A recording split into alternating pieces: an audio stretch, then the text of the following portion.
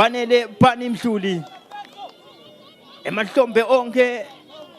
ngabe mahlombe akhabandini kuyithwala naliqembu leSisonkhe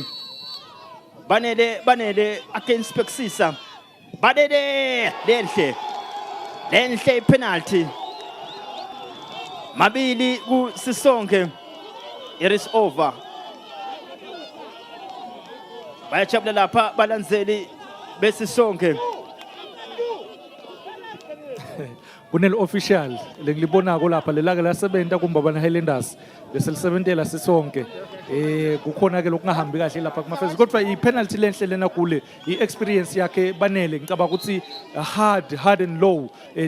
target yona that far post it's a good penalty 2 Sisonkhe 0 mbabana Highlanders ngibani bekangacabanga lokhu kule ukuthi iSisonkhe beyingakwenda kodwa ke kule nayisaqala leyo game first half prediction yami beyisho kona 2-1 kuSisonkhe asati noma imbabana Highlanders satolithola ineligol yenda tinguquko lapha Sisonkhe kuyawungena phakathi enkundleni Menzi Lukhele uphumele ngaphandle Zakhele mntana Vilane Menzi Lukhele uphumele ngaphandle kuyawungena Vilane cha kungena Menzi Lukhele kwaphuma Zakhele Vilane bayakuliphonsa bembabana Highlanders nga Fabrice Mopina